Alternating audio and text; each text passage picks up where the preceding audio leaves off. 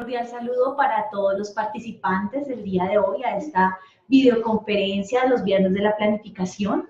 Hoy tendremos el tema licencias de construcción, una oportunidad para la construcción de territorios ordenados, un tema fundamental que a muchas alcaldías, entidades territoriales y a los participantes de la Escuela Virtual Curso de Ordenamiento Territorial nos viene preocupando. Hoy tenemos a una experta en el tema, Marta Becerra. Martica es asesora aquí de la Secretaría de Planeación de la Dirección de Desarrollo Regional. Marta es arquitecta, especialista en diseño urbano y derecho urbano, magíster en ordenamiento territorial y gestión ambiental. Buenos días, Marta. Hola, Nelly, ¿cómo estás? Muy bien, bueno, Martica, yo creo que a todos nos está interesando muchísimo este tema de licencias de construcción. Marta tiene una gran experiencia también como secretaria de planeación, entonces digamos que le da propiedad para hablar del tema, y la idea es que iniciemos hoy nuestra videoconferencia. Cualquier inquietud, duda, sugerencia que surja, por favor, a través del chat. Muchas gracias. Muy buenos días para todos los participantes. Pues muchas gracias, Ellen, por la presentación.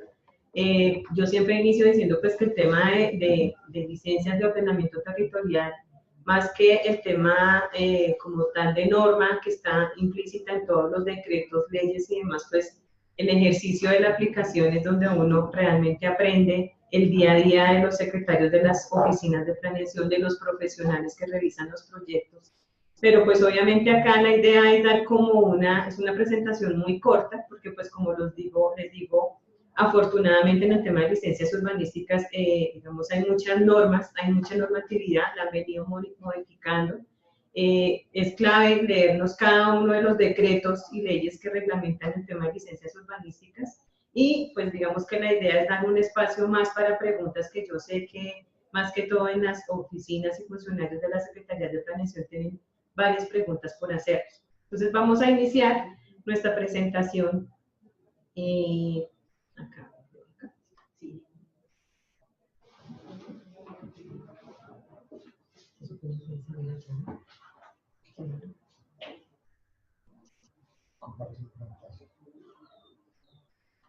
Sí.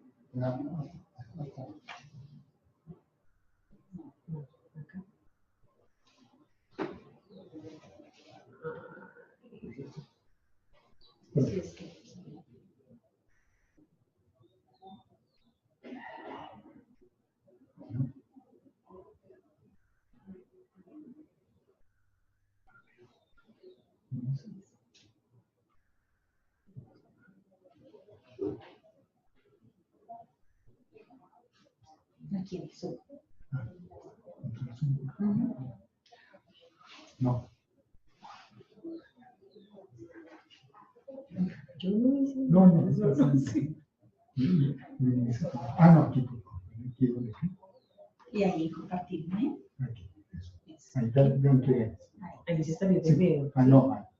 Ahí lo maximizar. Y ahora sí compartir. Ahí. Y compartir.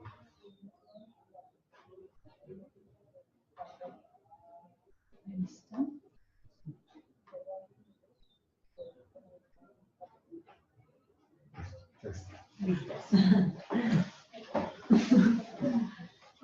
Mil disculpas por los inconvenientes logísticos, pero bueno, ya podemos iniciar con nuestra presentación. Vamos a iniciar primero con la definición de licencia urbanística, que ha venido presentando varios ajustes de acuerdo a la normatividad que vendrá ser explicada en la siguiente diapositiva. La licencia urbanística como tal es el acto administrativo de carácter particular y concreto expedido por el curador urbano o la autoridad competente o distrital, por medio del cual se autoriza específicamente a adelantar ya sean obras de urbanización, parcelación de predios, construcción, ampliación, modificación, adecuación, reforzamiento estructural, restauración, reconstrucción, cerramiento y demolición de edificaciones, y también existe otra modalidad que es de intervención y ocupación del espacio público, y también para realizar loteo o subdivisiones de predios. Esa es la definición, la última definición que aparece en uno de los decretos modificatorios del decreto ley que recopila todas normas de ordenamiento territorial, que es el 1077. Obviamente también nos hablan de que existen las prórrogas, modificaciones y revalidaciones de las licencias urbanísticas. Pero esta es para que tengamos en cuenta la última definición, ya digamos que decretada por la última modificación del decreto 1077. Marco legal, esto es muy importante que lo tengamos en cuenta porque cualquier secretario de planeación, cualquier funcionario que esté encargado del tema de licencias urbanísticas es clave que tenga muy presente estas normas que son el marco legal general del tema de licencias. Esta es la Biblia de todo secretario de planeación, de todo curador urbano en el tema de licencias. Empezamos por la Ley 9 de 1989, es la primera ley que habla en el tema de licencias urbanísticas, habla específicamente del tema de notificación de infracciones urbanísticas. En su momento era el artículo 63, que fue derogado posteriormente por la Ley 388. Seguido estaba el decreto 2150, que algunos artículos han sido derogados por la Ley 388 de 1997 y que prácticamente suprimió algunas regulaciones en temas de licencias urbanísticas. Digamos que la idea, lo que ha venido pasando digamos, del año 89 para acá es que se ha tratado de minimizar un poco los trámites, porque hay, digamos que, muchos trámites que estaban obstaculizando o traumatizando el proceso de licenciamiento, entonces acá suprimen algunos temas en temas de licencias urbanísticas. La Ley 388, la Ley Macro, el capítulo 11, el artículo de 99 a 109, está establecida la definición, la competencia, habla también de infracciones urbanísticas, habla de curadores, entonces también digamos que es muy importante poder observar cada uno de estos artículos. La Ley 400, que es una ley que es supremamente clave en el tema de licencias urbanísticas, más que todo, digamos que más con todos los últimos inconvenientes que en medios de comunicación se han presentado en temas de que las construcciones no tienen la capacidad sismorresistente, con todo el tema de ABLs que hemos presentado, que se ha presentado últimamente. Es muy importante que esta ley sea totalmente analizada, aplicada por todas las curadurías y las secretarías de planeación. Esta ley 400 de 1997 pues es el reglamento de construcciones sismorresistentes y esta ley fue modificada por la ley 1796 del 2016. Entonces es muy importante que todos estemos actualizándonos de todas las modificaciones que han venido teniendo estas normas. El decreto 1469 del 2010, pues era el decreto que anteriormente regía todo el tema de licencias, era el marco legal completo de licencias. Decreto 019 del 2012 también habla unas generalizadas del tema de licencias urbanísticas. La ley 810 es muy importante, 810 del 2003, porque aunque ya digamos que existe un nuevo código de policía que abra el proceso de infracciones urbanísticas, algunos artículos de esta ley aún no han sido derogados, entonces es muy importante tenerlo en cuenta. Esta ley 810 es la que habla también de infracciones urbanísticas. La ley 1801, como les digo, nuevo código de policía, habla también del tema de infracciones urbanísticas y la competencia, que prácticamente en eso fue que se ajustó el tema de infracciones de la competencia de quién, a cargo de quién están los procesos de infracción. Y obviamente en sus municipios el plan de ordenamiento territorial de cada uno de sus municipios o el EOT o el plan básico de ordenamiento territorial de acuerdo a la escala de cada municipio. Y pues obviamente todos los decretos reglamentarios complementarios del plan de ordenamiento, si tienen planes parciales, si tienen unidades de planificación rural. Este es el marco legal general, no quiere decir que sea el único, porque pues obviamente, como todos saben, hay muchos decretos complementarios, reglamentarios de la ley 388, todo el tema de 3600, todo el tema de planes parciales, todo el tema de suelo suburbano, todo digamos que son las normas que afortunadamente contamos ya con un decreto y por eso lo resalté gigante, que es el decreto 1077 del 2015, que es el que recopila toda esta serie de normatividad que es clave que lo tengan, que lo lean. Digamos que personalmente pues me ha costado un poco de trabajo porque pues obviamente todas las normas fueron incluidas en ese decreto y pues encontrar las normas dentro de todo el contenido a lo largo del decreto es un poco complicado, por lo que la estructura del decreto es un poco compleja, pero pues ahí digamos que la idea es que lo tengan en cuenta. Este decreto 1077 del 2015, vuelvo y digo, es la Biblia marco de las licencias urbanísticas. Este decreto ya fue modificado en 3 ocasiones. La primera ocasión fue mediante el decreto 2218 del 2015. La segunda fue el 1197 del 2016 y la tercera es el 1203 del 2017.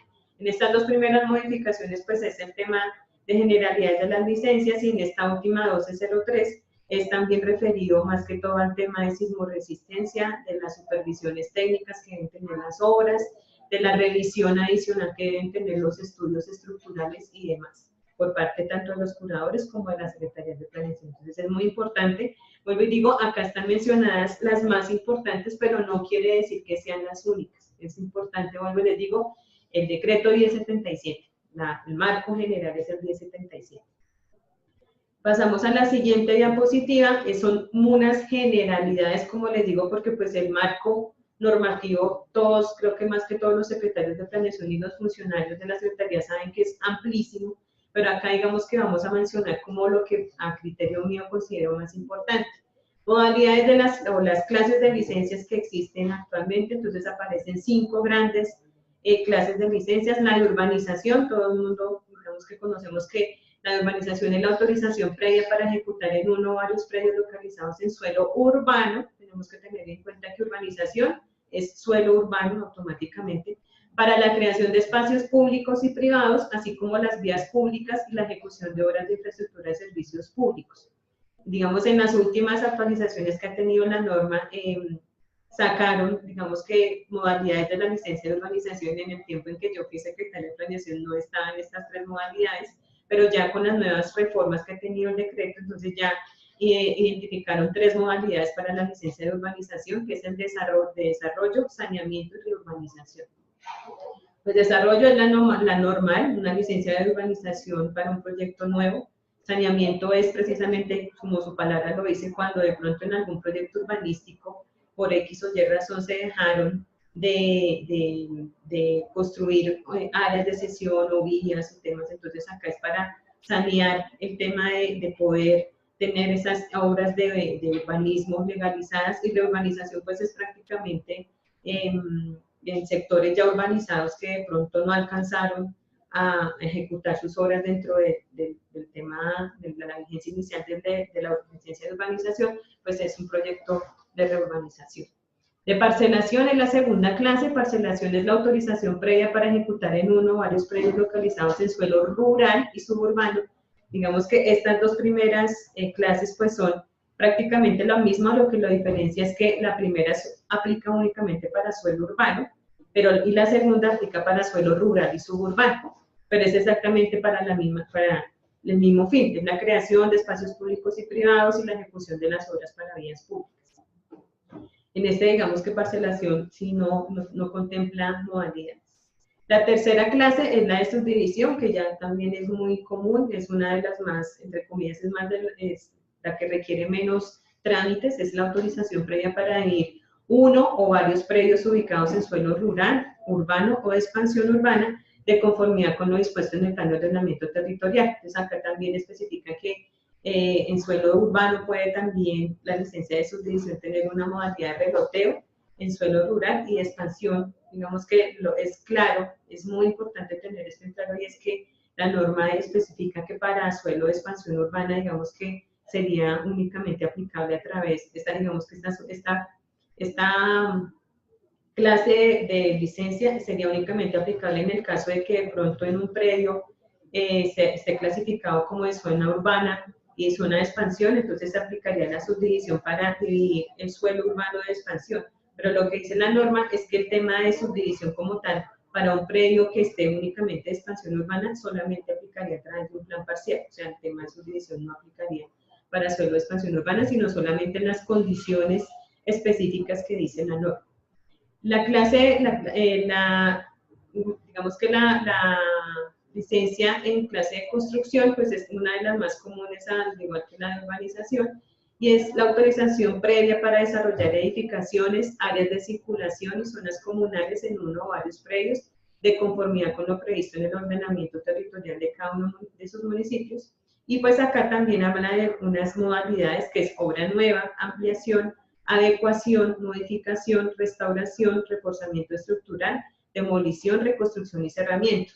Estas modalidades están claramente definidas en el decreto. Digamos que acá no me voy a tener porque la definición tal cual pues está, pero digamos que como su nombre lo indica, pues cada una es muy clara. O sea, obras nuevas para una construcción nueva, ampliaciones cuando tú tienes una construcción y necesitas ampliar el área construida de esa misma, adecuaciones cuando tú le vas a cambiar el uso de pronto a una edificación que tiene uso residencial, se lo quieres cambiar a un uso comercial, modificaciones si tú quieres hacer alguna modificación interna, ya sea de muros o de fachada, restauración ya habla más de como de temas de patrimonio, de construcciones ya declaradas de patrimonio o que sean de conservación, entonces necesitas restaurar una vivienda. Reforzamiento estructural es simplemente y aplica más que todo para las construcciones que de pronto no fueron construidas con las condiciones debidas del Código de Sismo Resistente, entonces tienen que ser reforzadas estructuralmente. Demoliciones para cuando tienes que tumbar una casa, ¿no? Digamos que la mayoría de la gente piensa que para la demolición no necesita un permiso por una autoridad competente y efectivamente sí lo necesita. Cualquier tipo de demolición necesita un permiso expedido por la autoridad competente. Reconstrucción, pues es una construcción, digamos, de una edificación que ya tenía licencia de construcción y que por X o Y razón, de pronto por un motivo de emergencia, se cayó, entonces es necesario reconstruirlo. Y cerramiento, pues como su término lo indica, es cerrar predios en áreas urbanas o rurales. Y la última modalidad o clase de licencia que habla nuestro decreto 1077 es intervención y ocupación del espacio público. Entonces, como su nombre lo indica, es la autorización previa para ocupar o para intervenir bienes de uso público incluidos en el espacio público de conformidad con las normas urbanísticas adoptadas en el plan de ordenamiento. Entonces, cuando se va a intervenir una vía para incluir una red de gas, una red de energía, una red de acueducto, alcantarilla, necesitamos una licencia de intervención de ocupación de espacio público. Cuando en el área de sesión del municipio se necesita construir un centro de salud, un colegio, pues estás ocupando el espacio público. Esta modalidad o esta clase de licencia es solamente para intervenir y ocupar. Esto no quiere decir que digamos que el paso de la licencia de construcción ya no es necesario, sino que son complementarios. O sea, cuando uno tiene que construir un centro de salud, tiene que pedir la licencia de intervención de ocupación de espacio público y tiene que pedir su licencia de construcción porque igual necesita ocuparlo con una construcción. Entonces, esto no, digamos que no quita ese paso, tiene que ser complementario. Estas son, digamos que las clases en términos generales de licencias de construcción. Nuestra siguiente diapositiva es el procedimiento. Acá, digamos que son 6 pasos claves y alrededor, digamos que se generan varios conceptos que yo simplemente los nombro. Voy a hacer una explicación muy pequeña, pero todo esto, vuelvo y digo, está en el decreto 1077 y en sus decretos modificatorios. Empezamos por una solicitud de licencia. Digamos que la solicitud la puede hacer cualquier persona que esté interesada. La radicación, pues digamos que acá en el tema de solicitud, pues obviamente, si la persona interesada, si la persona que va a solicitar la licencia, pues no es el titular directamente, pues obviamente dentro del proceso de radicación tendrá que anexar el poder correspondiente. Entonces empezamos por una simple solicitud, se acercan las personas a las secretarías de planeación en el caso de municipios o a las curadurías urbanas en el caso de que en el municipio opere el tema de las curadurías. Radicación, en la radicación digamos que ya debe llevar todos sus documentos, pues la norma lo que dice es que pues la radicación tiene que estar completa, que se puede recibir a solicitud del interesado, pero se deja una anotación, pero la radicación tiene que estar, digamos, completa, o lo que dice la norma, en debida y legal forma, pero el tema de una radicación en debida y legal forma es allegarse a absolutamente todos los documentos que en una diapositiva posterior los informaremos. Ya digamos que ya a partir de una radicación, pues digamos la recomendación desde la gobernación es que los municipios apropien sus correspondientes herramientas tecnológicas para en lo posible manejar este procedimiento de licencias a través de un mecanismo automático que digamos que se pueda adquirir un software para que este tema no sea tan manual, para que puedan generar consecutivos, para que puedan generar sus formatos de licencias, para que puedan generar sus formatos o boletas de pago, boletas de erradicación, porque todo esto minimiza los tiempos. Después nos daremos cuenta que acá el tema de los tiempos, pues es digamos que la norma establece 45 días hábiles para que una entidad competente pueda dar respuesta a un proceso de licenciamiento. Entonces, todo esto de los procedimientos puede agilizar este proceso. Entonces, la recomendación es que las personas no sigan, o los municipios no sigan manejando estos procesos manualmente, que en lo posible hagan un esfuerzo en el tema presupuestal para que puedan adquirir un software. Ya varios municipios de Sabana lo tienen, digamos, hay varias opciones para poder adquirir este software, pero es muy importante y se van a dar cuenta que en el tema de agilización de tiempos es muy importante ese tema. Le crea semáforos para saber si se están demorando, en dónde está la carpeta, cómo es el proceso de revisión y demás. Después de que ya, digamos, que se ha radicado de vía y legal forma la carpeta, pues digamos que la entidad competente tiene que hacer una citación a vecinos. Esta citación es muy importante. Por eso dentro del proceso de erradicación, más adelante se darán cuenta que uno de los documentos que tiene que aportar el solicitante es la dirección de cada uno de sus vecinos colindantes, porque hay que hacer una divulgación amplia de todo el tema de la erradicación para que cualquier tercero o cualquier vecino se pueda hacer partícipe dentro de este proceso de licenciamiento que se acaba de erradicar. Pasamos al siguiente paso, que ya es la revisión del proyecto. Esta revisión pues la tiene que hacer la entidad competente, y lo que dice la norma es que esta revisión tiene que ser jurídica, obviamente mirar todo el tema de certificado de libertad, cómo es la titularidad, cómo es la tradición del predio, si tiene algún tema legal que sea importante tenerlo en cuenta, si tiene alguna afectación y demás por folio de matrícula. En el tema urbanístico, pues obviamente todo el tema normativo urbanístico, si cumple con todas las condiciones urbanísticas. En el tema arquitectónico lo mismo, normas urbanas y estructural, pues obviamente lo que acabamos de decir, el cumplimiento de la ley 400 es indispensable. Siguiente paso, pues ya digamos que después de esta revisión, la entidad competente tiene que emitir un acta de observaciones y correcciones. Esa acta de observaciones y correcciones, el interesado tiene 30 días hábiles para poder dar respuesta a esa acta de observaciones y correcciones, y puede solicitar un plazo adicional de 15 días en caso de que definitivamente por la complejidad del proyecto o por la complejidad de las observaciones necesite un plazo adicional para dar respuesta.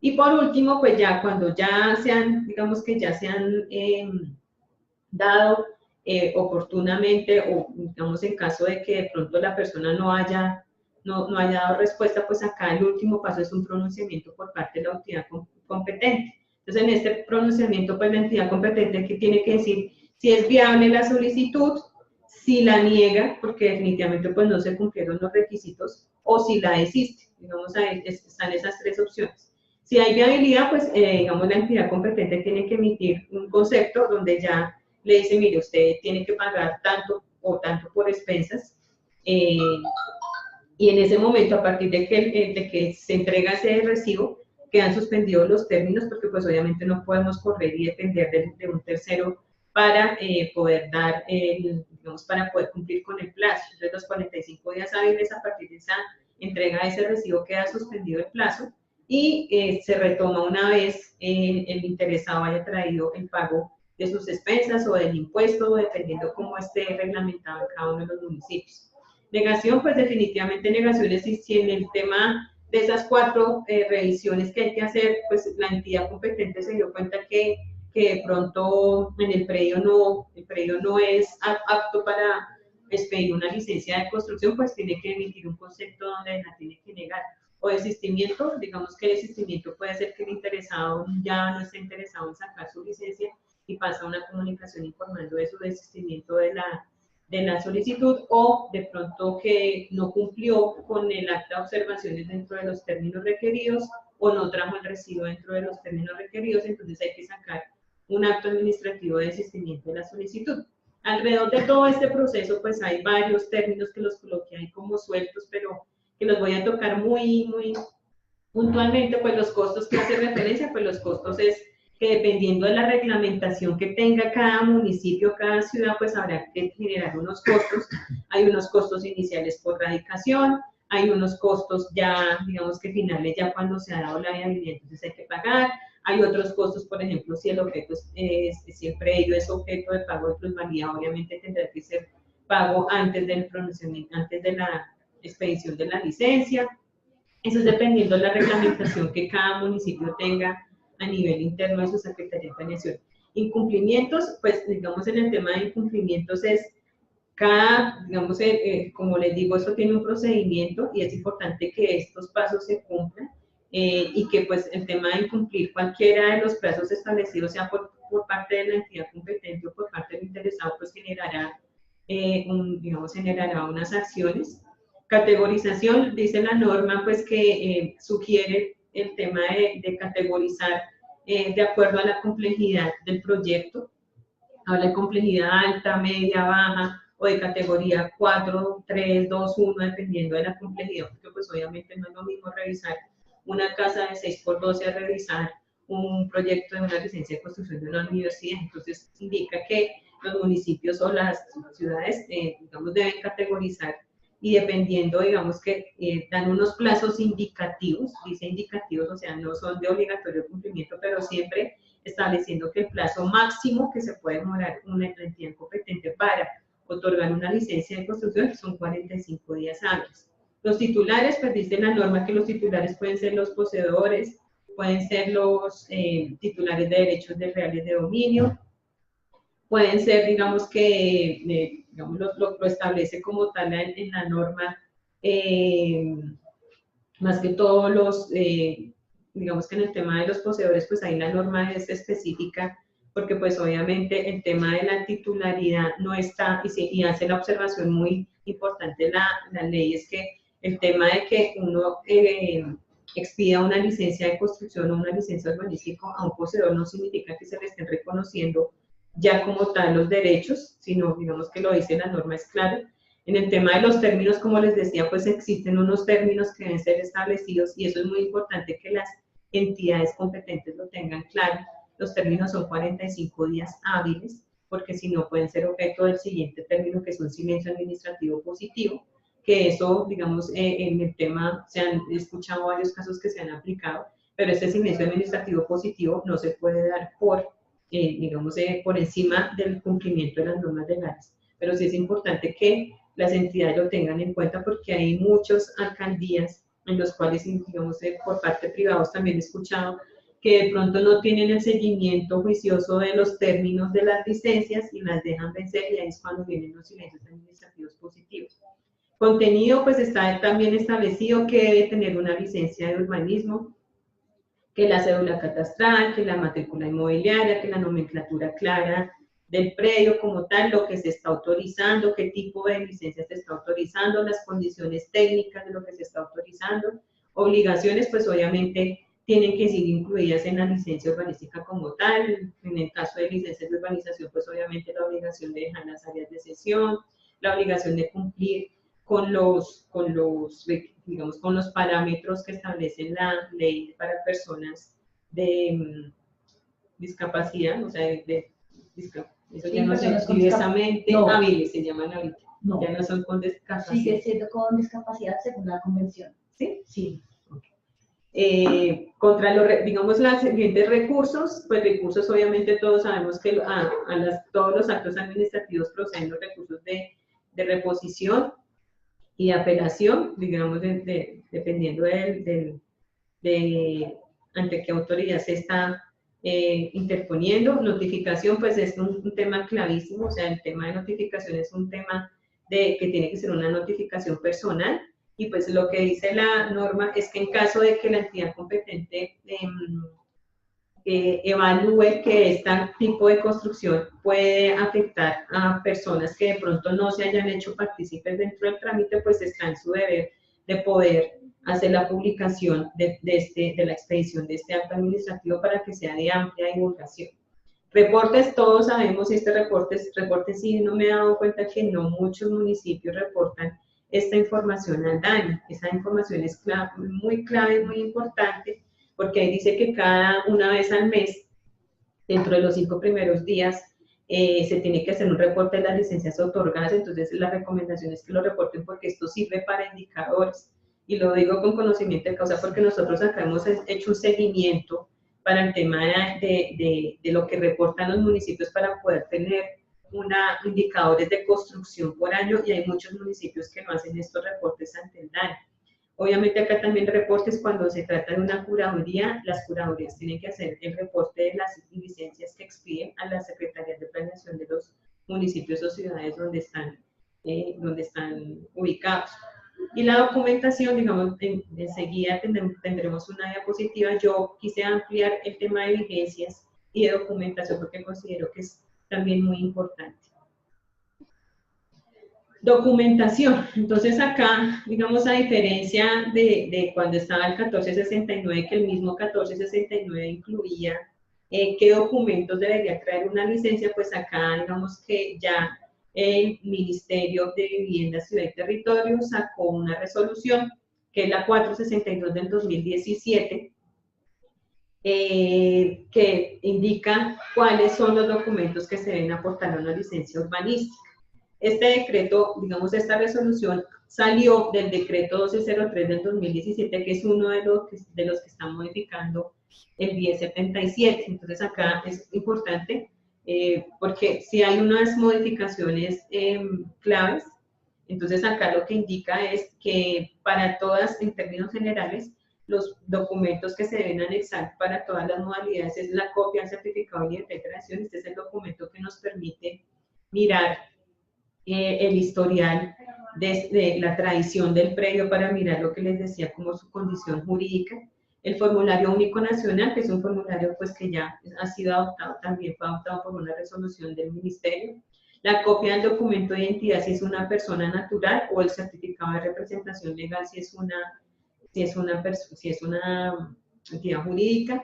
Un poder especial, pues obviamente si se está actuando, como les dije anteriormente, si se está actuando a través del poder, pues tiene que anexar el poder debidamente otorgado.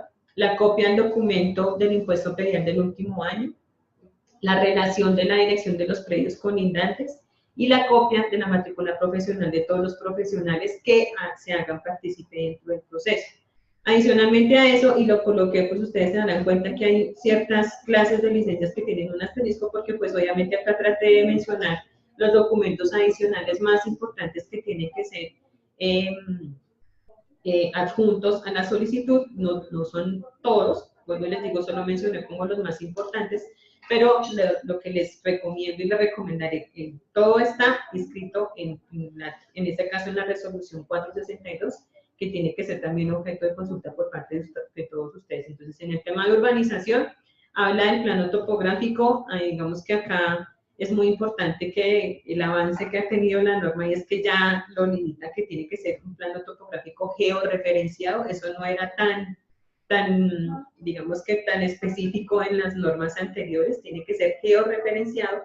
Para el tema de urbanización, pues obviamente tiene que anexar el plano del proyecto urbano, las certificaciones de disponibilidad de servicios públicos, y para este caso también, que esa también ha sido un avance de la norma, es que tienen que anexarse estudios de ABR, digamos que confirmando la condición del predio, si es apto para poder hacer un proyecto urbanístico. Entonces, el ABR pues es un análisis de vulnerabilidad y riesgo. Entonces acá es muy importante, este es un avance también que ha tenido la norma en los últimos, qué sé yo, 5 años. Marta, y en caso que uno cuente con esos estudios de ABR, como particular, ¿los puede comprar, los puede hacer? Los tienen que hacer. O sea, en caso de que el municipio no cuente con esos estudios, el titular tiene que conseguir el debido concepto y hacer el estudio de detalle de su predio para poder aportarlo y poder que la entidad competente lo pueda certificar, pues que no pueda verificar que no tiene ninguna condición de amenaza de riesgo. Eso también a mí me parece muy importante ese tema, porque cuando yo estaba, no estaba ese concepto, no estaba todavía. En parcelación, pues es prácticamente los mismos documentos: plano topográfico georreferenciado, el plano del proyecto de parcelación, y en este caso, pues como es parcelación, lo que dice la norma es que se tienen que anexar las autorizaciones de servicios públicos. autorizaciones de servicios públicos porque pues se supone que en la zona rural pues el tema de servicios públicos tiene que ser casi que por autoprestación, entonces se tienen que anexar las autorizaciones, sean de juntas de acción comunal, o sea, si tiene un tema de permiso de vertimientos, tiene que anexar un permiso por la autoridad competente, que es la CAR, entonces ahí digamos que se tienen que anexar esas autorizaciones. Y lo mismo, el estudio, la certificación de ABR, que verifique que ese predio no tiene ningún tipo de amenaza o que presenta algún riesgo. En el tema de subdivisión, hablamos plano topográfico georreferenciado, donde se identifique cómo va a ser la subdivisión de 1, 2, 3 predios, obviamente amontonados con sus respectivas áreas. Y el plano, en este caso, si es un plano, si es una modalidad de reloteo, pues obviamente hay que anexar el plano del reloteo debidamente firmado por todos estos planos tienen que ir debidamente firmados por los profesionales que los están proyectando. Y en el tema de construcción, pues adicional a todos los de arriba, pues la memoria de cálculo, los planos estructurales, los estudios geotécnicos, el proyecto arquitectónico, tal y como lo indica la norma, todo eso tiene que tener un contenido, que las plantas, los cortes, todo eso está tal cual en la norma en la resolución que les estoy comentando, que es la 462 del 2017. Y por último está la intervención y ocupación del espacio público, que lo que indica es que se debe anexar una descripción del proyecto, qué es lo que van a hacer, o sea, cuál es el tipo de intervención y ocupación que se va a hacer, y los planos de diseño, pues si es de intervención, entonces cómo va a ser el paso de la tubería de gas por la quinta o por la sexta, por la calle que se vaya a intervenir, o si es de ocupación de espacio público, pues obviamente identificar el área que es de propiedad del municipio y qué se va a ocupar y con qué tipo de proyecto se va a ocupar. Vuelvo y digo, acá es claro que esta es un paso adicional a la licencia de construcción que tiene que sacar si se trata de una ocupación de espacio público, porque pues la idea es que también debe cumplir con las mismas condiciones. O sea, cualquier tipo de equipamiento de espacio público, por ser espacio público, no quiere decir que no necesite licencia de construcción. Todo lo contrario. O sea, este paso es muy importante que lo tengan en cuenta, sobre todo las entidades, las alcaldías, porque así sea un colegio, así sea un parque, así sea la construcción que sea, independientemente que sea pública, necesitan licencia de construcción. Eso es muy importante que lo tengamos en cuenta. Seguido, entonces hablamos del tema de las vigencias. Fueron dos cosas que consideré importante resaltar. Obviamente acá en el tema de los documentos, pues obviamente ahí no indiqué, pues obviamente para el tema de las prórrogas necesitan documentos, para el tema de la revalidación necesitan documentos, pero todo eso, vuelvo y les digo, yo estoy solamente haciendo como aclaraciones generales, pero eso es, todo está en el 1077. Y en el tema de las vigencias, pues digamos que habla de las clases que ya les comenté, la de urbanización tiene una vigencia de 24 meses con una prórroga de 12 meses. En el tema de parcelación, acá digamos que puse el asterisco porque como yo les comenté al inicio, en el tema de urbanización hay tres modalidades, que es una de desarrollo, hay otra de saneamiento y hay otra de reurbanización. Y hay una de estas que, si no estoy mal, es la de reurbanización, que no tiene la misma vigencia que esta, sino tiene una vigencia de 12 meses únicamente. Entonces es muy importante tenerlo en cuenta. Para el tema de parcelación, igual tiene una vigencia de 24 meses con una prórroga de 12 meses. Para la licencia de construcción, igual tiene una vigencia de 24 meses con una prórroga de 12 meses. Para la licencia de subdivisión son 6 meses y para la intervención y ocupación de espacio público son 24 meses, también igualmente con una prórroga de 12 meses. La norma indica que cuando un proyecto, un constructor saca una licencia, necesita sacar una licencia de urbanización y de construcción en un solo acto administrativo, se puede, digamos que se da una vigencia de 36 meses con una prórroga de 12 meses. En las últimas modificaciones del decreto 1077, encontré esta modificación que me parece curiosa y es que ya hablan de una segunda prórroga para las licencias vigentes. Antes únicamente se podía prorrogar por una única vez, pero acá ya estamos hablando de una segunda prórroga siempre y cuando la licencia esté vigente. O sea, me refiero a que si, por ejemplo, me imagino que este plazo contará a partir de que, siempre y cuando la prórroga que se haya dado por primera vez esté vigente, se podrá solicitar entonces la segunda prórroga. Entonces, esta fue una variación también de las últimas que ha tenido la norma, porque antes no se contemplaba una segunda prórroga. ¿Y aplica para todas las licencias urbanísticas? Aplica únicamente para la de urbanización, parcelación, construcción e intervención de espacio públiblico. La de subdivisión no tiene prórroga, o sea, no, ni 6 una ni meses. 6 meses, y para de contar, no es objeto de prórrogas. Y por último, que me parece muy importante, y pues digamos que acá sí quería hacerte la solicitud, que así se puede, y es que a mí este tema me parece muy importante, solamente le dediqué una sola diapositiva porque considero que este tema debe ser objeto de una sesión completa. Creo pedirle el favor a una persona que conoce muy bien el tema de infracciones urbanísticas, es una abogada, pero yo sí considero muy importante que esto tenga una sesión exclusiva porque es un tema que cambió con el nuevo Código de Policía, que considero que hay varias alcaldías que todavía, digamos que tienen muchas dudas, muchas inquietudes frente a la aplicación del control urbano, las infracciones urbanísticas que son, digamos que son aplicables. Entonces acá yo sí considero que debe ser objeto de una sesión específica. Entonces acá lo que les quería comentar, solamente unos apartes muy generales. En la ley 1801 del 2016, que es el nuevo Código de Policía, hablan del tema de urbanismo en su título 14.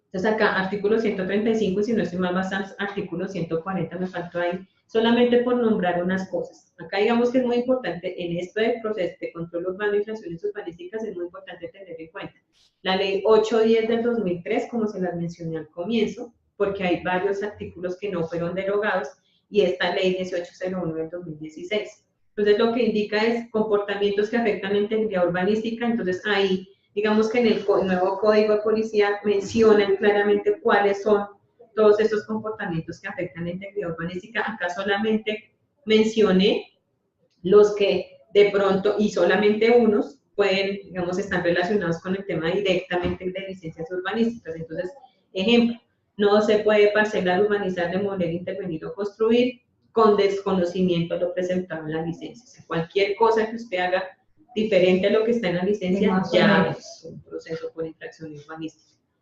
El otro, en terrenos aptos para estas actuaciones sin licencia, cuando hubiese caducado, cuando usted construye en un lote sin licencia, eso es objeto de un proceso por infracción. O cuando está construyendo por fuera de la vigencia, si la licencia se le venció hace un mes y usted siguió construyendo, eso es un proceso por infracción urbanística. Otra parte donde dice, actuaciones en los inmuebles declarados de conservación de interés cultural, histórico, urbanístico, paisajístico y arquitectónico. Entonces, frente a estos inmuebles, demoler sin previa autorización o licencia, eso es proceso de infracción urbanística. Intervenir o modificar sin la licencia, proceso por infracción urbanística.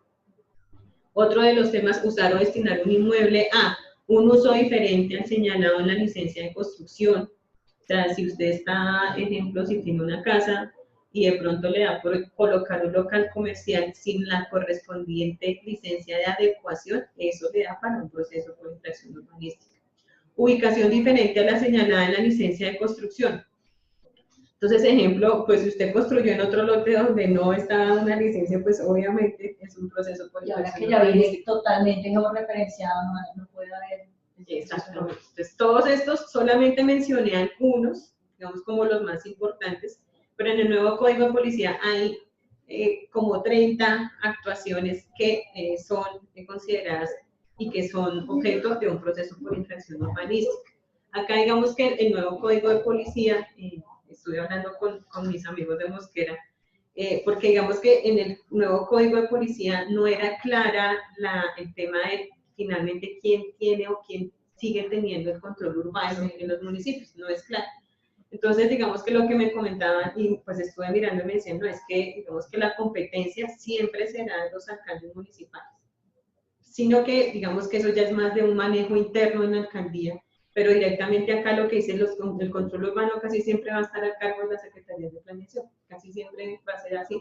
Lo que cambió ahorita con el nuevo Código de Policía es el proceso de infracciones urbanísticas, ¿quién lo va a llevar? Porque antes digamos que era internamente en la alcaldía, a través de la oficina jurídica casi siempre, pero ahorita sí los procesos por infracción urbanística los tiene que llevar las inspecciones de policía. Esa digamos que fue como la gran modificación. En primera instancia, inspectores de policía, y en segunda instancia ya sí, ya sería como el alcalde o la persona que el alcalde haya delegado como tal. En este caso, digamos que esa fue una digamos, de los avances en el tema del nuevo Código de Policía, y como acá lo dejo claro, pues la competencia del control urbano está a cargo de alcaldes municipales, distritales o sus delegados de oficio o a petición de partes.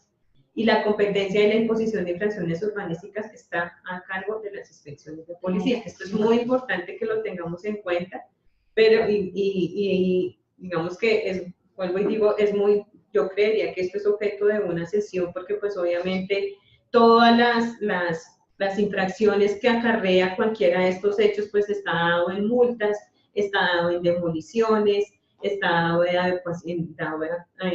adecuación a la norma, y es muy importante porque pues obviamente pues nos hemos dado cuenta que el tema del control urbano, hay municipios en los que de pronto por la misma planta administrativa de pronto se sale de las manos. Por ejemplo, en el municipio de Soacha, no sé cómo hacen para poder controlar todos los asentamientos que a diario se están dando. Entonces acá, digamos que yo sí considero muy importante poder hacer una sesión exclusiva para el tema de control urbano y de infracciones urbanísticas.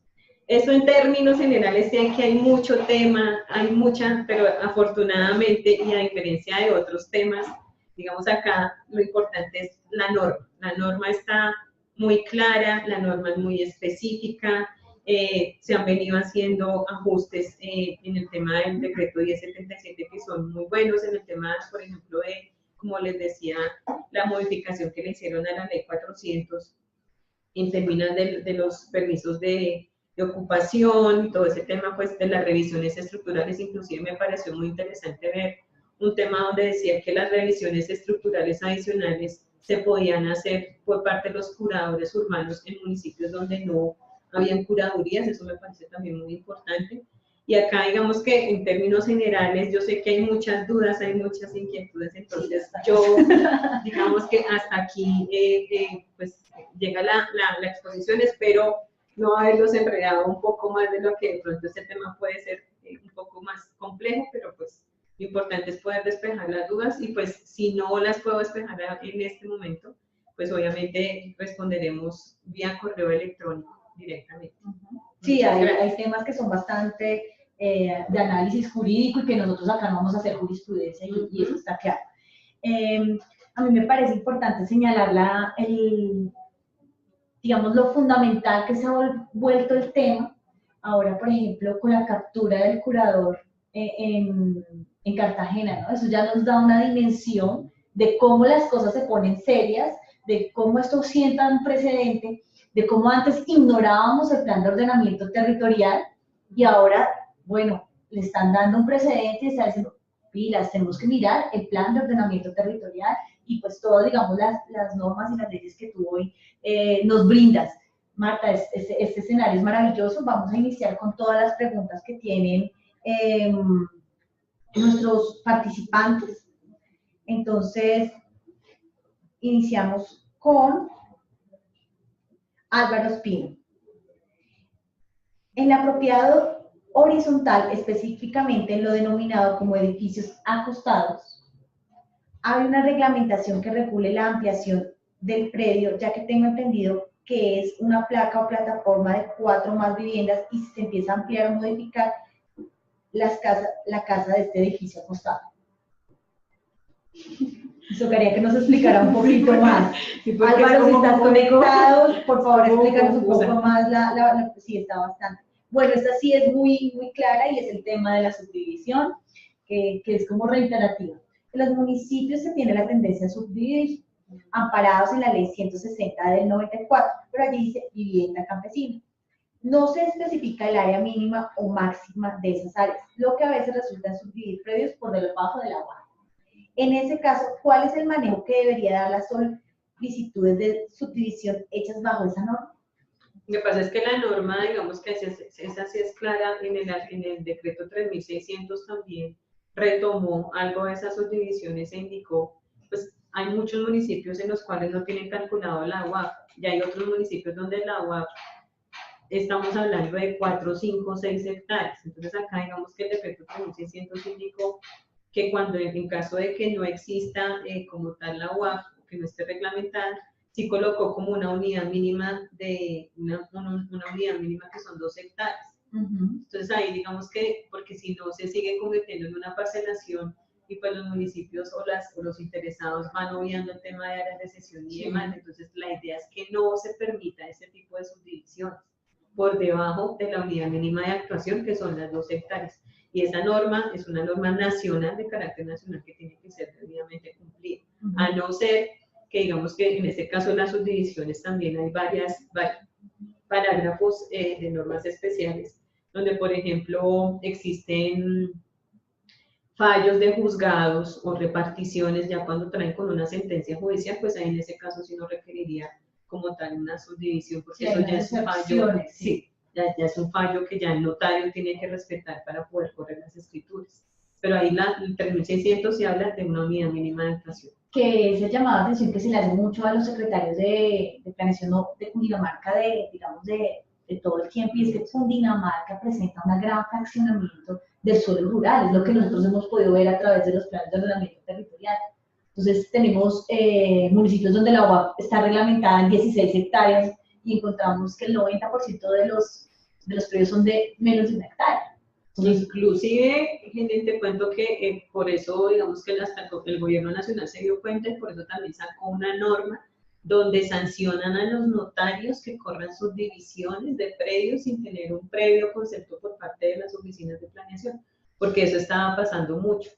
Entonces, como acá el notario de Caparrapio o de cualquier municipio, no, digamos que no, por lo lejos de la sabana y eso de pronto no tenía muy claras las normas, en ese entonces, pues entonces digamos que habían personas que se iban a municipios lejanos para correr sus divisiones en donde no les pedían ningún concepto. Entonces ya salió una norma donde los notarios no pueden correr ningún tipo digamos, de subdivisión sin una subdivisión previa autorizada por la Secretaría de Planeación. Obviamente eso ha avanzado mucho.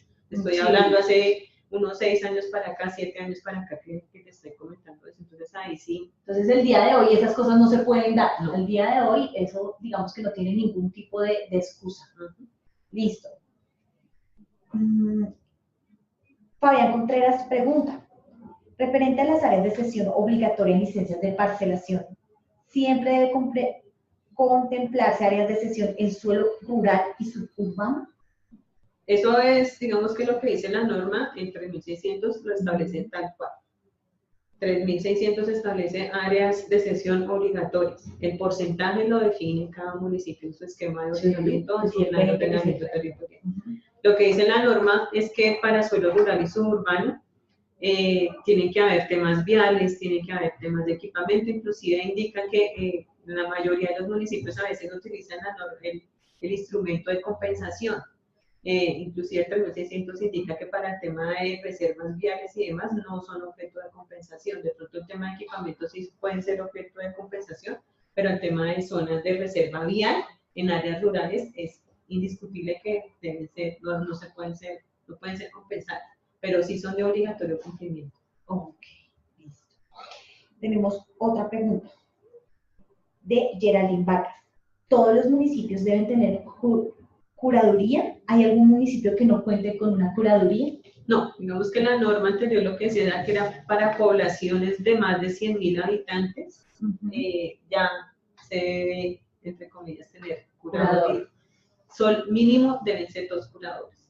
Entonces acá, digamos, hay muchos, a nivel de Cundinamarca, digamos que municipios que tengan curaduría, que yo conozca solamente Soacha, ¿cierto? Sí. Nadie más. Digamos ya...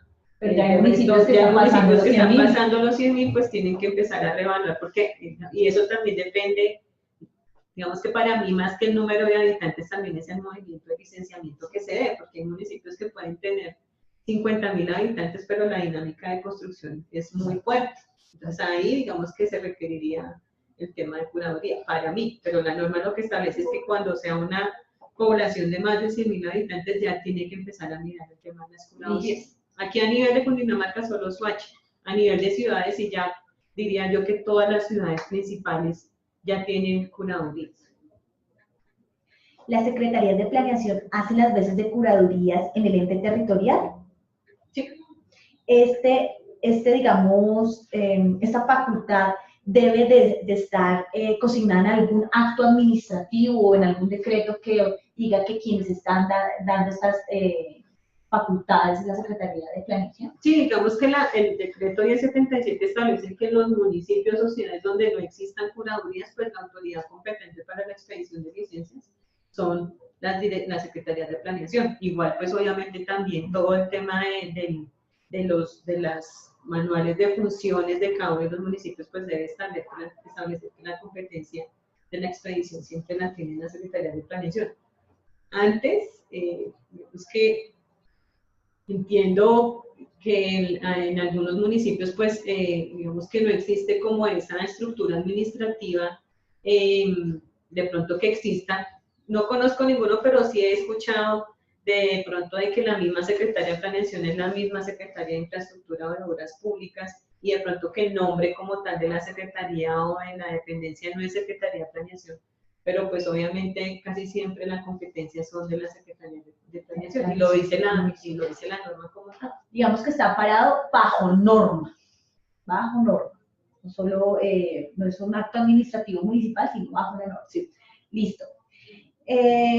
Nos hace Fabián Contreras, nos hace un aporte, dice, frente al tema de reportes de licencias al DANE, hace poco se emitió una orden de la superintendencia a publicar en la página de las alcaldías las licencias otorgadas desde el segundo semestre del 2017. Pero eso digamos que no es que obvie el tema del reporte del DANE. O sea, además, tengo que enviar el reporte al DANE, tengo que publicar por un tema de transparencia todo el tema de las licencias de construcción. Entonces, pilas secretarios de planeación con ese tema, que yo veo que son, en general, los municipios están siendo muy descuidados con sus páginas web. Entonces, pilas a este tema que es muy importante. Carlos Enrique nos pregunta, ¿las secretarías de planeación en caso de los municipios pueden revocar una licencia de construcción de manera unilateral? La revocatoria, la norma, la revocatoria de los actos administrativos se tiene que seguir de acuerdo al procedimiento del CEPACA, pero tiene que cumplir unas condiciones.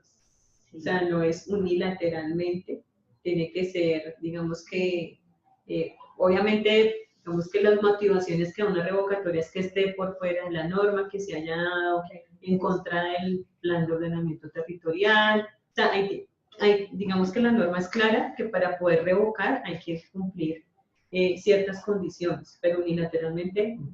Además, es claro que es un acto, como tú nos explicabas, es un acto administrativo de carácter particular, por lo tanto el particular debe estar de acuerdo con dicha revocatoria. Listo. Otra duda. Los estudios de ABR frente al tema de otorgamiento de licencias, para el caso de los municipios que cuentan con estos estudios, pero que no han modificado el POT, ¿se puede restringir el otorgamiento de licencias? Yo, digamos que yo creería que sí, porque o sea, no pueden otorgar una licencia de urbanismo, o sea, la que sea en una zona que está en un predio que sea de alto riesgo, sea por inundación o sea por remoción en masa. O sea, si lo colocaron ya como un requisito, pues es obvio que lo tienen que debe ser surtido, pues en este caso por el titular de la licencia, en caso de que el municipio no cuente con estudios de ABR. Entonces tiene que ser un requisito que... En este caso, para lo que nos dice es que ya están los estudios de ABR, porque nosotros somos los estudios de ABR del 2015 más o menos, ¿cierto? Pero tenemos POT del 2000. Entonces puede ser que en ese momento, en POT del 2000, pues era una zona de expansión urbana, pero en ese momento el ABR me dice que es una zona de amenaza alta. Entonces, por esta razón, se podría restringir esa licencia, porque ya está catalogada bajo unos estudios técnicos que hay una zona de amenaza.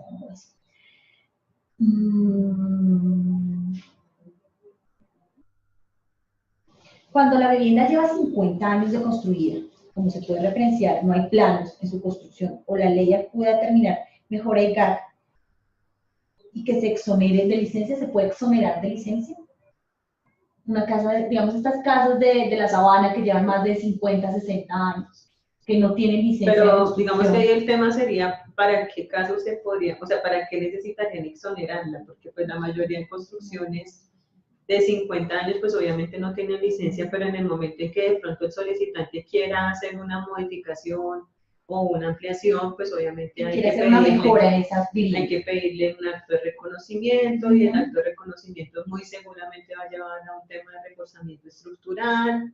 Entonces ahí, pero si digamos que no necesitan hacer ninguna intervención, pues digamos que pues tocaría mirar también porque pues finalmente todas estas construcciones, y esa era una de las recomendaciones que también se me había pasado a decir, es que hay veces en municipios, hay muchos municipios que hay lotes por autoconstrucción, entonces digamos que la recomendación, porque casi siempre las personas contratan a X o Y persona que le hace la obrita sin planos y eso, y pues obviamente con todo el tema de sismoresistencia que últimamente se ha presentado, pues la recomendación es que los propietarios de estos lotes saquen sus licencias correspondientes. En el caso de las casas de más de 50 años, pues digamos que el tema es que se han presentado inconvenientes, se han presentado accidentes como tal cuando se van a hacer algún tipo de intervención, precisamente porque lo hacen sin el debido control de una licencia.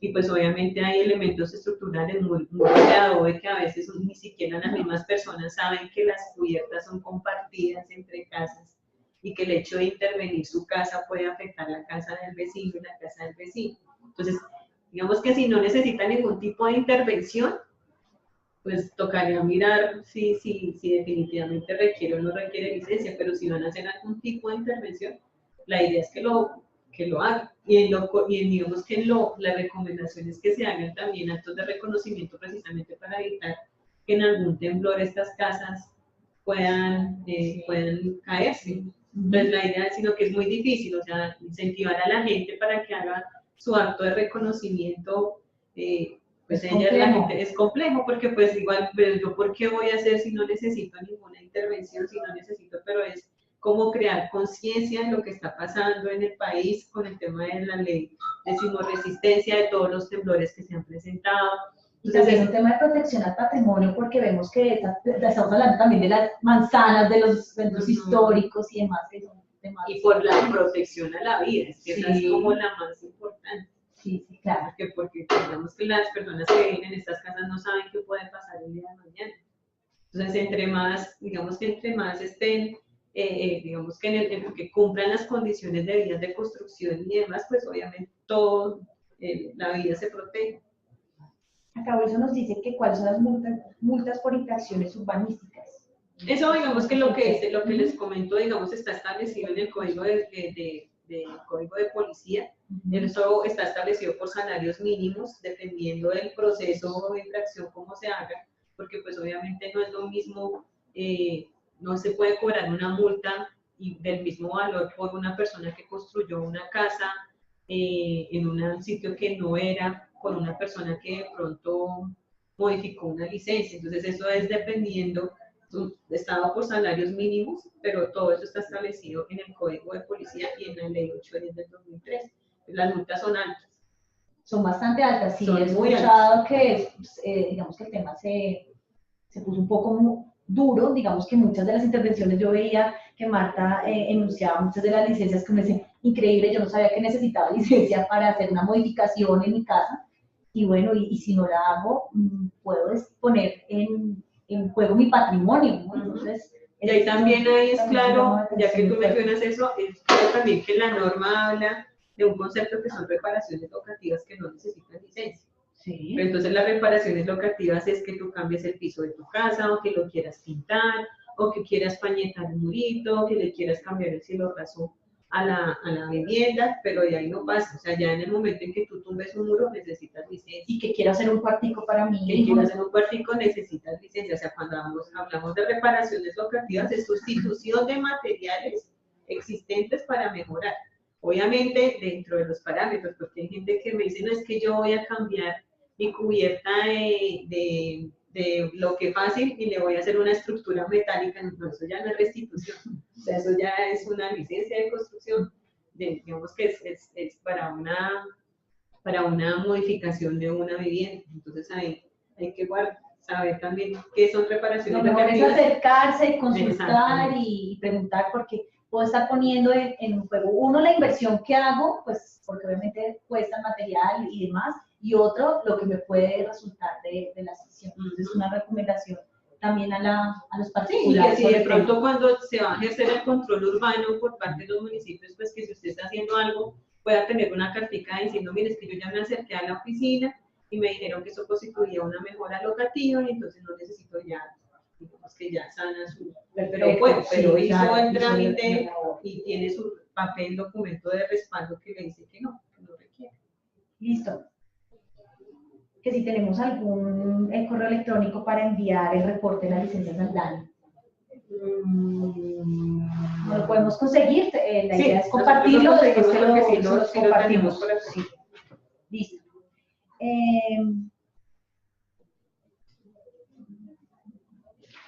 Wilson nos decía qué lecciones podemos, en términos de control urbano, podemos sacar del proceso que actualmente adelanta Cartagena respecto al proyecto Acuarela, que era lo que estábamos hablando, frente pues, a que el curador fue capturado y que eso presenta todo un precedente.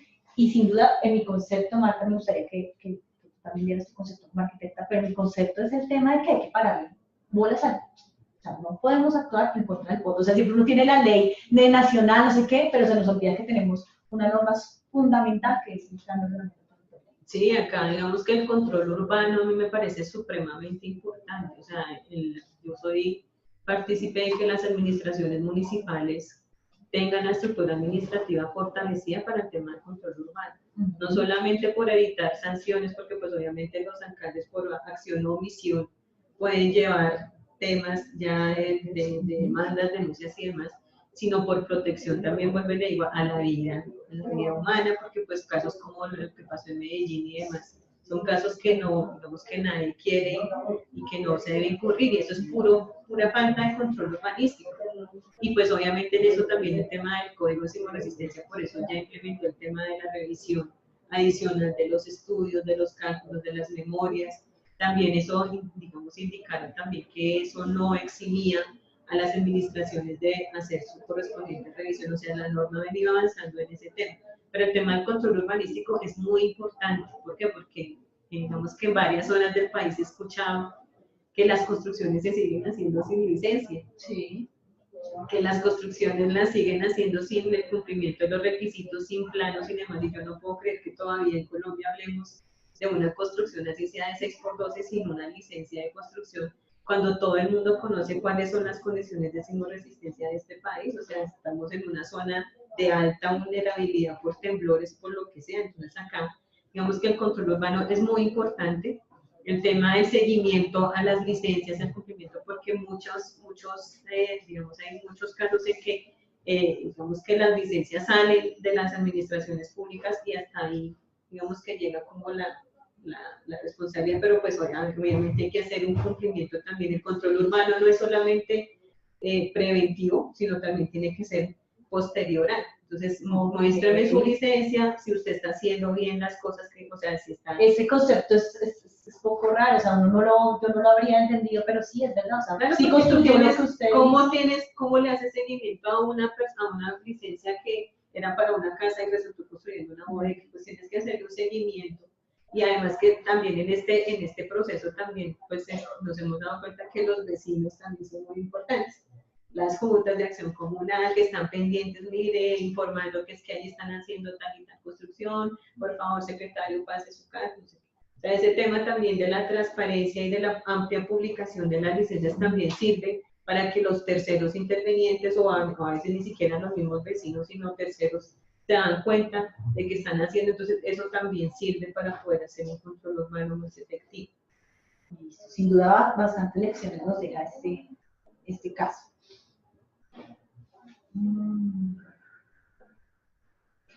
¿Cuáles son los requisitos para la subdivisión de una casa?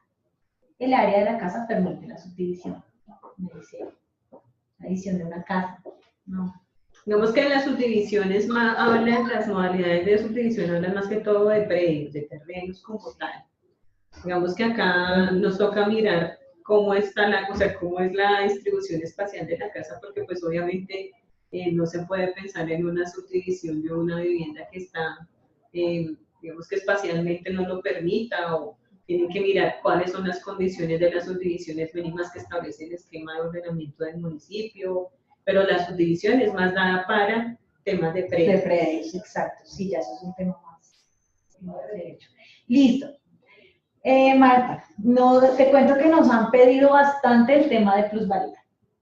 Entonces, Marta también nos ha apoyado mucho en el tema acá de plusvalía, entonces creo que vienen otras sesiones adicionales, que va a ser una, la del Código de Policía, y otra, sin duda, el tema de plusvalía, que sigue siendo una preocupación en el departamento.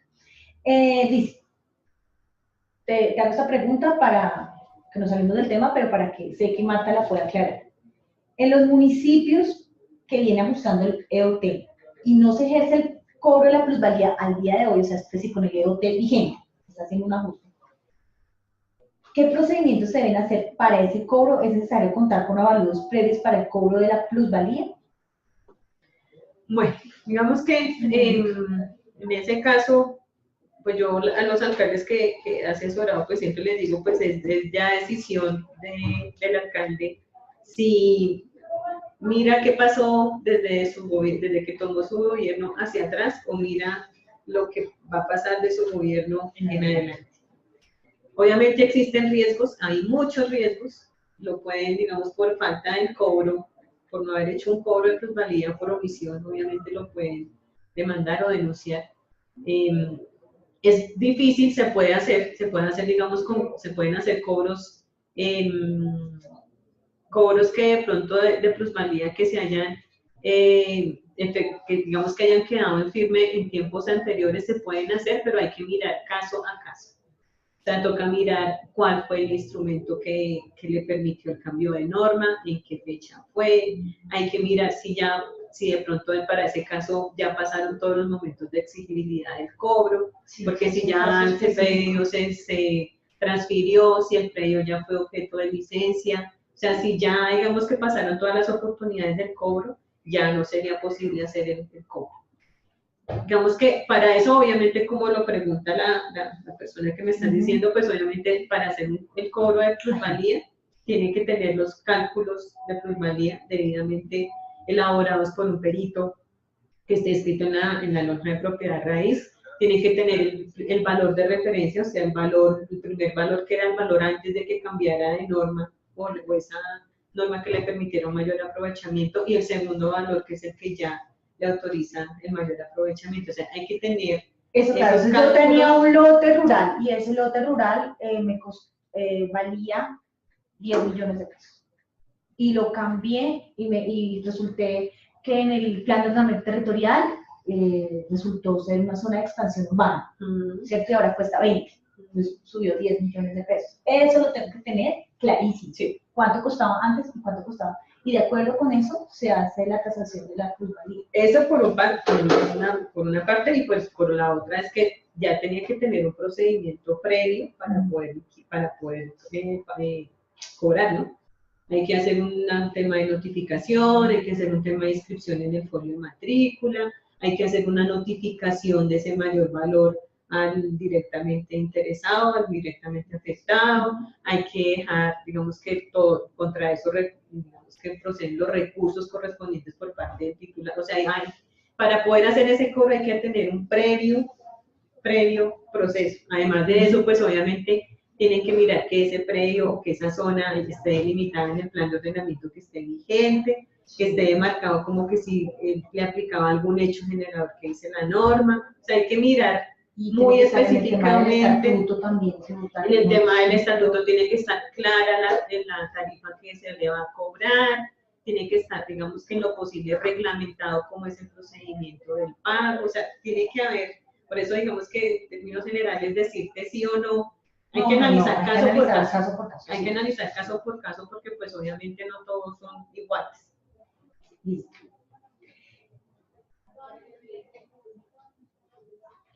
¿Las subdivisiones en un suelo urbano tienen alguna limitante en la cantidad de predios resultantes? Eso es autonomía de los municipios, pero en el caso, digamos que personal, yo siempre establecía que cuando era hasta 4 predios, que ya hablar de 5 o más se constituye como casi que un proyecto urbanístico donde era objeto de áreas de sesión y demás, porque si no así de 5 en 5 pues se van subdividiendo y se va urbanizando. Se van desloteando y van haciéndole caso omiso al tema de áreas de sesión. Para mí, digamos que en el tema pues la recomendación es que sea hasta 4 y pues obviamente ojalá que esos temas vayan directamente reglamentados en los esquemas o en los planes de ordenamiento de cada municipio, porque también se han encontrado que hay veces que no tienen la herramienta jurídica, técnica para poder exigirle a una persona que más de 4 lotes no los puede subdividir, entonces es muy importante que en los procesos de revisión que están haciendo los municipios, claro, limiten esas subdivisiones a 2, a 3, a 4 lotes y que de ahí para allá ya lo traten como un proyecto urbanístico para que no sigamos permitiendo desarrollos pequeñitos urbanísticos sin áreas de sesión, sin vías de acceso. Es decir, legalmente no lo hay, lo tendremos que reglamentar a través del plan de ordenamiento territorial, que es una norma municipal. Listo. ¿Se pueden emitir varias actas de observación dentro del proceso de revisión? No, lo que dice la norma es que es por única vez, una sola vez. Por eso toca hacer la revisión muy juiciosa, hacerla completa, solamente se puede emitir por una única vez un acta de observación. Que lo que pasa es que ahí la norma también da ese plazo, porque también en la administración o la entidad competente tiene un plazo para emitir esa acta de observaciones, pero también se puede, digamos, de acuerdo a la complejidad del proyecto, también se puede ampliar un poco ese plazo de acuerdo a la complejidad del proyecto. Mayor análisis y demás, sí. Y más que todo de pronto también porque hay proyectos que de pronto requieren que la entidad competente solicite conceptos adicionales a otras entidades. Entonces de pronto esa entidad se demora un poco en contestar y entonces por eso digamos que dejaron ese término adicional para poder dar respuestas a... Listo. La citación a vecinos o a terceros la puede realizar el solicitante o la entidad tiene que hacerlo de oficio, la entidad, entiendo, alcaldía de oficio. Lo posible la entidad. Lo posible la alcaldía de oficio. Sí. Ok. O se puede hacer a través de una valla que da notificación a los vecinos. No, es que digamos que eso no exime, eso es un requisito lo de la valla. Hacer la notificación personal. O sea, cuando tú radicas tu solicitud, tienes que colocar una valla en el predio. O sea, tu titular, tu propietario, tienes que colocar una valla, mire, ante la oficina de planeación, solicité la licencia de construcción con la tal, cuyas características son estas. Que inclusive, y ahí sí me declaro que de pronto puede que eso haya cambiado, pero cuando yo estaba, la licencia de erradicación era blanca. Entonces tú colocabas tu valla, colocabas en tu predio la valla. Entonces ya el vecino pasaba y decía, ay, colocó va a erradicar por radicó una licencia en una oficina, entonces voy a ir a mirar ¿Qué es lo que va a hacer? Sí, se puede. Y ya cuando te emiten la licencia de construcción, tienes que colocar una valla amarilla. Ok. Entonces ya con los datos de la licencia como tal, se expidió resolución número 235, que se le autorizó el uso tal, la altura tal, titular tal, o sea, como las condiciones generales de la construcción. Y eso hace parte también del proceso a citación a vecinos, pero eso no exime que la entidad competente, por eso dentro del documento, los documentos iniciales se pide la información de la dirección de los vecinos para que la entidad también haga la notificación debida. Ok, listo. Una pregunta bien interesante. Esta es César Malagón nos pregunta de nuevo. ¿La subdivisión se deberían hacer con la UAP o con el área mínima que dice el POD municipal? Es decir, yo le entiendo que si el POD puede transformar la área mínima de subdivisión. No, y por eso ley mata, decreto ley mata, POT. Sí, y es que precisamente, digamos que eso, en ese tema el Ministerio de Vivienda se dio cuenta pues que los municipios estaban permitiendo sus divisiones muy pequeñitas y por eso fue que sacó esta norma que es entre 1600. Concejal de Chocontá, Carlos Chávez, ¿ante quién y cuáles son los procedimientos para modificar la UAP? ¿Ante quién? ¿Y cuáles son los procedimientos para ubicar la UAP? Yo averiguo porque, si no estoy mal, es ante el Ministerio de Agricultura, pero prefiero reconfirmar la información. Lo que sí es claro es que a través del POT no es. No. No es, o sea, no pensemos que esta revisión y ajuste del POT podemos modificar la UAP porque no es así. Listo. Cuando una entidad territorial realiza arreglos locativos, se requiere licencia de construcción. Imagino yo que cuando él habla de entidad territorial, hablará de la alcaldía, ¿cierto? Que si hace arreglos locativos requiere licencia de construcción. Cuando son mejoras locativas como las que indiqué, no. Sí. Pero vuelvo y les digo lo que les estaba comentando, para el tema de licencias como tal, si va a tumbar un muro, si va, independientemente que sea una entidad pública, tiene que sacar licencia. Claro, ese es el Estado de Derecho, ¿no? Que a todos nos cubre la norma. Sí. Obviamente la norma establece unas excepciones para esos temas, pero ya son como para infraestructuras de carácter nacional, por ejemplo, puentes, estaciones de telecomunicaciones, para ese tipo, digamos que ahí establece unas excepciones. Las subdivisiones por debajo de la UAP se pueden realizar en caso que se requiera para el desarrollo de proyectos de interés público. Sí. Listo, esa es una de las excepciones. Sí. Por ejemplo, la construcción de una estación de policía en suelo rural. Pero, o sea, si van a sacar como extraer un área de un predio para una estación de servicio, sí, eso lo contempla la ley. Listo. Pero igual, pues obviamente tienen que correr o sea, no requiere subdivisión, pero sí requiere el trámite ante la notaría para hacer la extracción de ese predio y tienen que llevar el plano donde aparece la división, ¿no? O sea, exime el trámite en la Secretaría de Planeación, pero no exime el trámite que tienen que hacer en la notaría para extraer el predio y asignar el certificado de identidad de tradición aparte del predio. Listo. Nos vuelve y nos pregunta Carlos Enrique González Ruiz de Mesitas. Los municipios pueden establecer en LOT una subdivisión menor a la establecida en la ley, es decir, en la UAP. Ejemplo, 1 hectárea, no, no se puede, o sea, y eso sí hay que ser muy reiterativo. Listo. Bueno, listo. Bueno, es importante, tenemos conectado al doctor Roberto González. Roberto es el director de desarrollo regional, es la persona, digamos, que ha impulsado estos escenarios. Digamos que cuando nosotros llegamos hablando de los escenarios de viernes de la planificación era algo innovador y ya hoy está una estrategia totalmente estructurada. No sé si él nos puede hablar. ¿Dónde está, doctor Roberto? A ver si está de invitado. Listo. ¿Las licencias de reconocimiento deberían llevar vigencia? Sí, sé que sí tienen vigencia, pero me corcharon. Sí, esas tienen vigencia. Mentiras, esas licencias, ya me acordé, esas licencias no tienen vigencia. Lo que tiene vigencia, cuando tú haces un reconocimiento, muy seguramente esa casa o esa vivienda tiene que ser objeto de un reforzamiento estructural. En la mayoría de las veces tiene que ser objeto de un reforzamiento estructural. Lo que tiene vigencia o plazo es que tienes 2 años para poder hacer esas obras de reforzamiento estructural de la vivienda.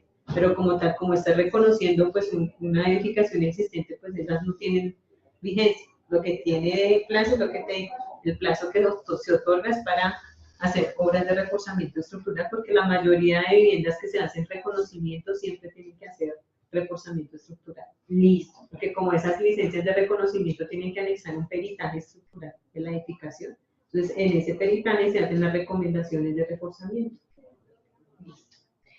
Otra pregunta de Elsa Bonilla. En el caso en que se presentara una aprobación de licencia de construcción en contra del plan de ordenamiento territorial, ¿ante quién se interpone la demanda o queda contra el alcalde o secretario de planeación? Pues ahí le toca mirar, porque digamos que si ya no es aplicable ninguno de los recursos que establecen de apelación o de reposición, si ya se pasaron, pues ya tocaría mirar el tema de la revocatoria como tal, de acuerdo a los procedimientos que establece el CEPAC. Sí, eso digamos que es primero vamos con el tema del proceso administrativo y después ya del contencioso. Listo.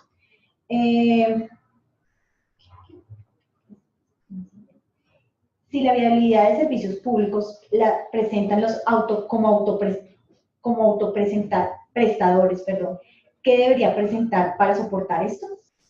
Digamos que ahí cuando es por ¿cómo es que es la palabra? Bueno, digamos que en ese tema pues es toca mirar. Lo primero porque pues obviamente en el tema, por ejemplo, de un pozo séptico, pues toca anexar los planos técnicos describiendo cómo van a ser esas obras de un pozo séptico, cómo va a ser el tema de conexión y demás. Si es de pronto un tema como les comentaba, de un vertimiento de aguas para el tema de saneamiento ambiental, pues obviamente habrá que anexar una certificación de la entidad correspondiente de la CAP. O sea, digamos que en el tema de autoprestación de servicios públicos es necesario presentar los soportes técnicos de cómo va a ser esa infraestructura, los estudios técnicos, y pues obviamente varias secretarías, por ejemplo, en ese caso ofician a la entidad de servicios públicos para un concepto también previo. Pero es básicamente presentar los soportes técnicos de diseños, certificaciones y demás que pueda, digamos, soportar cómo va a ser esta autoprestación de servicios. Bueno, ya se pueden emitir varias actas de observación, ya la hemos contestado.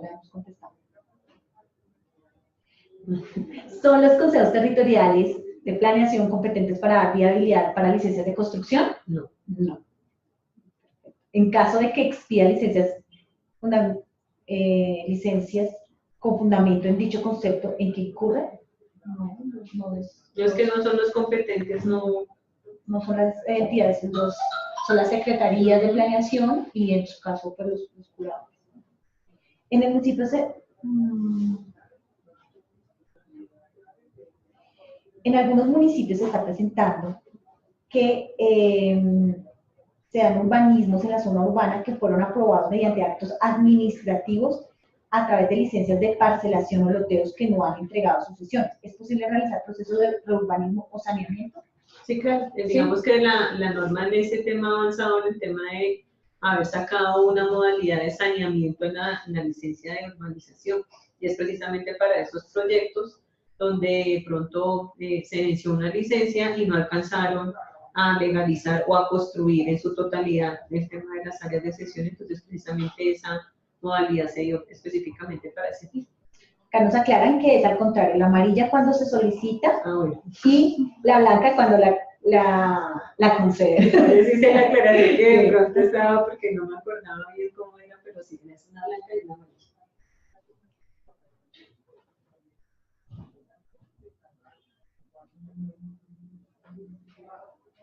Listo.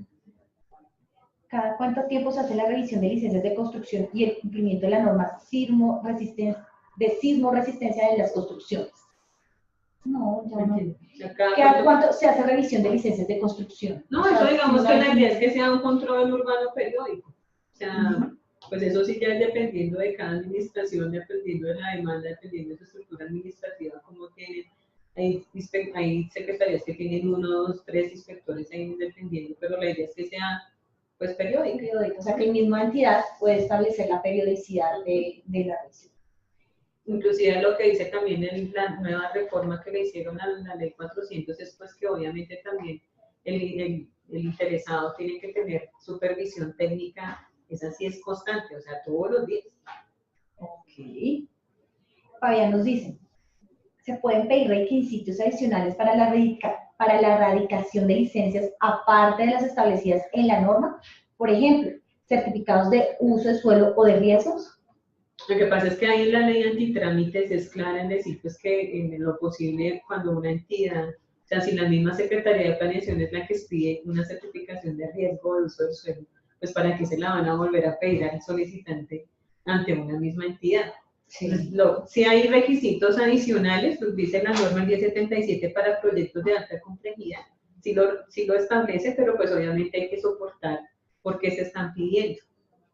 Entonces, de pronto, para el tema de las modificaciones hay que analizar las licencias originales, las licencias que le dieron la licencia inicial, hay que anexar de pronto si ha sido objeto de prórrogas, o sea, sí se pueden pedir, pero hay que soportarlo porque se están pidiendo.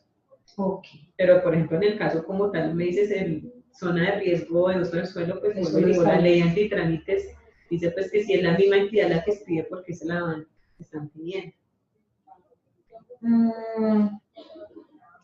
¿Cómo es el proceso de verificación del reforzamiento estructural? ¿Quién lo hace? ¿El propietario debe informar si ya se realizó el reforzamiento? Pero la idea es que sí. O sea, la idea es que sí para que esa obligación quede cumplida en la licencia. Pero el reforzamiento estructural está a responsabilidad del titular de la licencia, obviamente. Listo. Pues acá no sé si hay más inquietudes. El hecho fue que quedamos comprometidas con un tema de plusvalía Y hay fracciones urbanísticas. de infracciones urbanísticas, que es un tema también que nos va bastante tiempo. No sé si por ahí sí. Bueno, agradecemos a todos los participantes.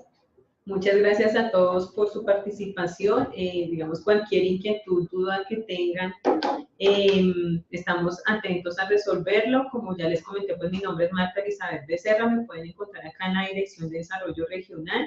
Mi correo es marta.becerra@cundinamarca.gov.co. Estoy atenta a resolver cualquier inquietud que tengan. Muchas gracias por su activa participación.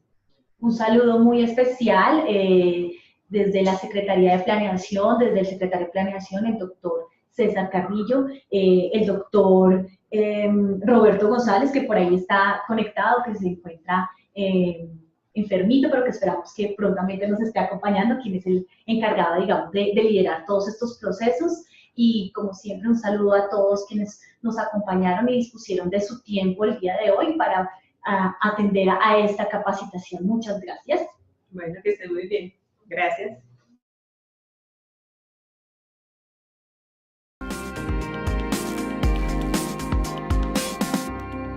Gobernación de Cundinamarca. Unidos podemos más.